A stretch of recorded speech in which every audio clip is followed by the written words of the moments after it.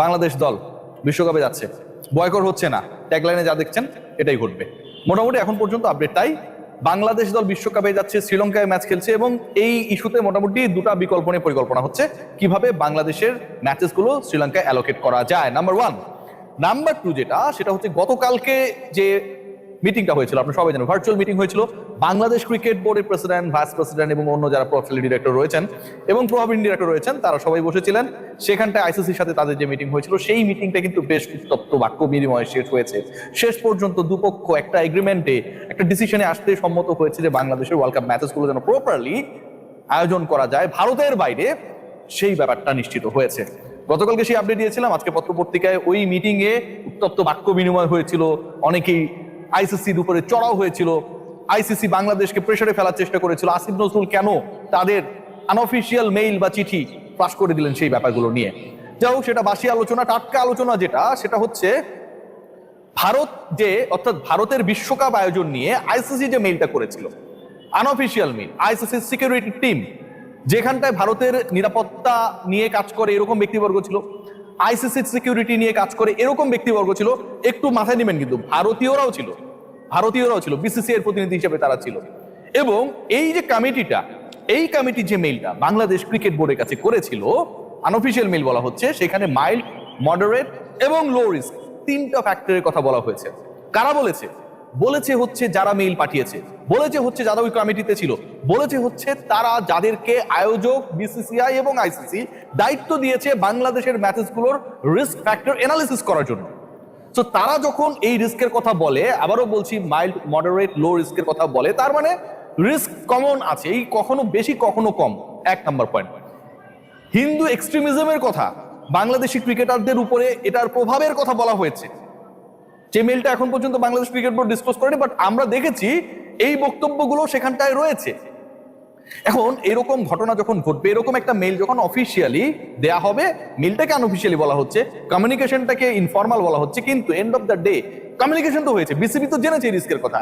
So এই পয়েন্টে Bangladesh cricket board যতই আপনি কনভিন্স করার চেষ্টা করেন না কেন ওয়ার্ল্ড কাপ খেলার জন্য তার দেশের 15 জন প্রতিনিধিকে ওই জায়গায় পাঠাবে যেখানটা এই মাইল্ড বা মডারেট রিস্ক ফ্যাক্টর গুলো অ্যাক্টিভ। ভারতে যদি প্রিভিয়াসলিও এরকম একটা সিচুয়েশন হতো যে বাংলাদেশের খেলার ক্ষেত্রে এরকম একটা রিস্ক ফ্যাক্টর ছিল, যেটা পাকিস্তান যদি ভারতে যায়, ভারত যদি পাকিস্তানে যায়, আমরা গেস করতে পারি, বাট বাংলাদেশের ক্ষেত্রে তো প্রিভিয়াসলি এটা হয় নাই। প্রিভিয়াস ট্যুর কিংবা আপকামিং ট্যুর, এই দুটোকে এক করার কোনো সুযোগ নেই। So finally ICC has decided যে বাংলাদেশ ক্রিকেট বোর্ড যে দাবিটা জানাচ্ছে, তারা চেষ্টা করেছে ভারতের মাটিতে বাংলাদেশকে খেলানো যায় কিনা। এটা যদি করতে পারতো তাহলে অনেকগুলো কাজ কমে যেত, তাদেরকে ভেন্যু শিফটিং এর কাজ করতে হতো না, অন্য স্টেক হোল্ডারকে রাজি করানোর ব্যাপার ছিল না, এবং একই সাথে যদি বাংলাদেশকে সরানো না যেত বা না হতো, তাহলে আপনার টেলিকাস্টিং বা ব্রডকাস্টিং এর ক্ষেত্রে কিন্তু তুলনামূলকভাবে একটা ফেভারেবল অবস্থায় তারা থাকতো।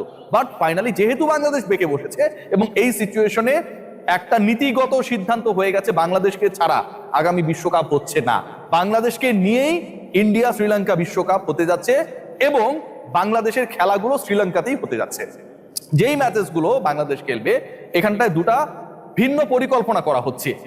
এক নম্বর পরিকল্পনা সেটা হচ্ছে যে গ্রুপ চেঞ্জিং এর ব্যাপারে আমি আপনাদেরকে বলেছিলাম, এবং দুদিন আগের যে ডিসকাশনটা আপনাদের সাথে করেছিলাম যে রিগার্ডিং চেঞ্জিং দ্য গ্রুপ, যে বাংলাদেশ রয়েছে এই মুহূর্তে সি গ্রুপে এবং শ্রীলঙ্কা রয়েছে এই মুহূর্তে বি গ্রুপের মোস্ট অফ দ্য ম্যাচেস সেগুলো হবে কোথায়, আপনারা সবাই জানেন শ্রীলঙ্কাতে হবে। এখন ওই গ্রুপে যদি বাংলাদেশকে কোনোভাবে শিফট করা যায়, ইন্টারশিফটিং, জিম্বাবুয়ে রয়েছে, আয়ারল্যান্ডের মতো দল রয়েছে, এবং সেখানটায় দুর্বল যে টিমগুলোকে আমরা কাউন্ট করি সেরকম কিছু দল রয়েছে, রাইট? ওই দলগুলোর কোনো একটা বাংলাদেশের গ্রুপে চলে এলো এবং বাংলাদেশ গ্রুপ সিতে চলে গেল, তাহলে আসলে খুব বেশি ভেজাল হয় না, সবচেয়ে কম ঝামেলা হয়। কারণ ওই গ্রুপে যখন বাংলাদেশ চলে যাবে সি গ্রুপে, তখন বাংলাদেশের ম্যাচেসগুলো এমনিতেই শ্রীলঙ্কায় হবে, সহজ হিসাব। আরেকটা ডিসকাশন চলছে, সেটা হচ্ছে আয়ারল্যান্ডের যে ম্যাচেসগুলো রয়েছে, খেয়াল করে দেখুন, এটা একটু জটিল আলোচনা, বাট এই ডিসকাশনটা এই মুহূর্তে অন রয়েছে। আয়ারল্যান্ডের যে ম্যাচেসগুলো রয়েছে, যেই ম্যাচগুলো তারা গ্রুপ স্টেজে খেলবে, সেই ম্যাচেসগুলোকে ভারতে শিফট করা যায় কিনা। আবার একই শিডিউলে আয়ারল্যান্ড যেই ম্যাচেসগুলো যেই টাইমিং এ শ্রীলঙ্কায় খেলতো, বাংলাদেশ এবং বাংলাদেশের প্রতিপক্ষকে ওই টাইমিং এ শ্রীলঙ্কায় খেলানো যায় কিনা। আরো সহজ করে বলি, যেই সময়টায় আপনারা চিন্তা করছেন বা আমরা চিন্তা করছি যে আয়ারল্যান্ড এবং বাংলাদেশ যে ম্যাচেসগুলো খেলতো, একটা দল খেলতো হচ্ছে কোথায়, একটা দল খেলতো শ্রীলঙ্কায়, একটা দল খেলতো ইন্ডিয়ায়, বাংলাদেশ খেলতো ইন্ডিয়ায়। সো বাংলাদেশের ম্যাচেসগুলোকে আলটিমেটলি শ্রীলঙ্কায় আয়ারল্যান্ডের ম্যাচের শিডিউলে খেলিয়ে দেওয়া যায় কিনা, আবার আয়ারল্যান্ডের প্রতিপক্ষের সাথে যে ম্যাচেসগুলো হবে সেই ম্যাচেসগুলোকে ইন্ডিয়ায় খেলানো যায় কিনা। সো এটা আরেকটা পরিকল্পনা। এখন এই পরিকল্পনা এক্সিকিউট করতে গেলেও কিছুটা হলো আমার কাছে মনে হয় যে অনেকগুলো স্টেক হোল্ডারকে ম্যানেজ করার ব্যাপার স্যাপার রয়েছে। ওভারঅল যেটাই হোক না কেন, ICC they are decided to ensure the participation of Bangladesh in the upcoming টি-20 ওয়ার্ল্ড কাপ। প্রথমত বাংলাদেশকে বাদ দিয়ে অন্য দলকে যে আপনি ইনক্লুড করবেন, এই যে টাইমিং এর কথা বলা হচ্ছে, অল্প সময় রয়েছে, এই সময়ের মধ্যে এত কিছু কাজ করা সম্ভব না, তাহলে আপনি তো কেরালায় খেলা দিলে তখন সেখানটা এতগুলো কাজ আপনি করতেন। নাম্বার 2, আপনি যদি নতুন দলকে ইনক্লুড করেন 20তম দল হিসেবে বাংলাদেশের গ্রুপ সিতে, তাহলেও তো আপনাকে সেই দলটাকেও পর্যাপ্ত সময় আপনি দিলেন না to be the participant of the upcoming world cup. Number 3 সেটা হচ্ছে আপনার যদি এরকম সিদ্ধান্ত নিতে হয়, you have to have the consent from the ICC board of director. সেই জায়গাটায় only Afghanistan is supporting right now BCCI and ICC regarding this issue, যে বাংলাদেশকে বাদ দিয়ে অন্য দেশকে ঢুকিয়ে দিলেও কোনো সমস্যা নেই, অন্য কেউ এই ব্যাপারে সাপোর্ট বা কনসেন্ট দিচ্ছে না unless Afghanistan cricket board. So ওই জায়গায় তারা সেই সাপোর্টটা পাচ্ছে না। এবং নাম্বার 4, মোস্ট ইম্পর্টেন্ট পার্ট, যেটা এশিয়ান ক্রিকেট কাউন্সিলের যেটা ব্যালেন্সের জায়গা রয়েছে সেটা ইমব্যালেন্স হয়ে যাবে। এবং এই ইমব্যালেন্সটা যদি ক্রিয়েট হয়, সেটা কিন্তু কোনোভাবেই ভারতের জন্য, বিসিসিআই এর জন্য, এসিসির জন্য, এশিয়ান ক্রিকেট কাউন্সিলের জন্য কোনো পক্ষের জন্যই এটা ভালো কিছু হবে না। সো ওই জায়গাটায় বিসিবি এবং পিসিবি এক হয়ে গেল, তারা একটা আঞ্চলিক পরাশক্তি হিসেবে ভারতকে চ্যালেঞ্জ জানানোর চেষ্টা করলো, এর সাথে ইউএর মতো আরো কিছু দল টল যোগ দিয়ে দিল। পরবর্তীতে this could be a very adverse effective issue for the BCCI and ICC. Overall discussion, long discussion short করলে যদি বলতে হয়, আবারও বলছি, বাংলাদেশ বিশ্বকাপ বয়কট করছে না।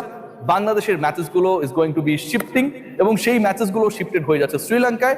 প্ল্যান রয়েছে দুটা, একটা হচ্ছে গ্রুপ ইন্টারচেঞ্জ, অর্থাৎ বাংলাদেশ গ্রুপ সিতে চলে যাবে, সি গ্রুপ থেকে কোনো একটা দল, দুর্বলতম দলগুলোকে গ্রুপ বিতে নিয়ে আসা হবে, অথবা বাংলাদেশের যেই গ্রুপে যাওয়ার কথা চলছে সেই গ্রুপে আয়ারল্যান্ড রয়েছে, তাদের ম্যাচেসগুলোকে ইন্ডিয়ায় অনুষ্ঠিত করে আয়ারল্যান্ডের যে ম্যাচের শিডিউল, তারাও তো 4টা ম্যাচ শ্রীলঙ্কাতে খেলবে, সেই শিডিউলে বাংলাদেশের ম্যাচ ইতালির বিপক্ষে, বাংলাদেশের ম্যাচ ওয়েস্ট ইন্ডিজের বিপক্ষে, বাংলাদেশের ম্যাচ নেপালের বিপক্ষে, বাংলাদেশের ম্যাচ গুরুত্বপূর্ণ যে প্রতিপক্ষ হিসেবে সামনে দলগুলো রয়েছে ইংল্যান্ডের বিপক্ষে, সেই ম্যাচেসগুলোকে আলটিমেটলি শ্রীলঙ্কায় দেওয়া যায় কিনা।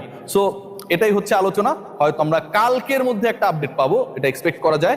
কালকের মধ্যে যদি না পাওয়া যায় সেই আপডেটটা, বাই ফ্রাইডে, নেক্সট ফ্রাইডে এই ডিসিশনটা হয়ে যাবে, আনুষ্ঠানিক ডিসিশন হয়ে যাবে দ্যাট বাংলাদেশের আপকামিং বিশ্বকাপটা আসলে কোন দিকে যাচ্ছে, কোন পদ্ধতিতে বাংলাদেশকে অ্যাকোমোডেট করে, বাংলাদেশের গ্রুপ চেঞ্জ করে, বাংলাদেশের দাবিকে মেনে আইসিসি তাদের সিদ্ধান্তটা গ্রহণ করবে। আবারও বলছি, আইসিসি রাইট নাও তারা একটা বাইন্ডিংস এর মধ্যে পড়েছে, তাদেরই একটা কমিটি, সেই কমিটি যত শক্তিশালী বা দুর্বল হোক, ফর্মাল হোক বা ইনফর্মাল হোক, যেই কমিউনিকেশনসই হোক না কেন, বলেছে বাংলাদেশ যদি ভারতে খেলতে চায়, there are some factors which are related to the threat, এবং একই সাথে সেটা এক্সট্রিমিজমের ব্যাপারও রয়েছে, এবং সেই ক্যাটাগরিটাও যদি আপনি করেন, মডারেট মাইল্ড যেভাবেই করেন না কেন, সেই ক্যাটাগরি ওয়াইজ আইসিসি এটা যদি ফিল করে, তাহলে যে নিজেই অপারেশন টেবিলে বসবে, শুবে, যার অপারেশন করা হবে তার ভয়টা আরো বেশি। ভাই খুব স্বাভাবিক। সবাই ভালো থাকবেন, টেক গ্রেট কেয়ার।